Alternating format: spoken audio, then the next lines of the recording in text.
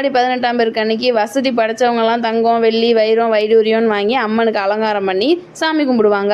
அதே வசதி கம்மியாக இருக்கிறவங்க உப்பு, மஞ்சள், குங்குமம், வளையல், புது துணி இப்படி நிறைய வாங்கி அதையும் அம்மனுக்கு வச்சு வழிபடுவாங்க. அம்மனுக்கு எல்லாமே ஒன்று தான். பணக்காரங்க வைக்கிறது, இல்லாதவங்க வைக்கிறதுலாம் விஷயமே கிடையாது.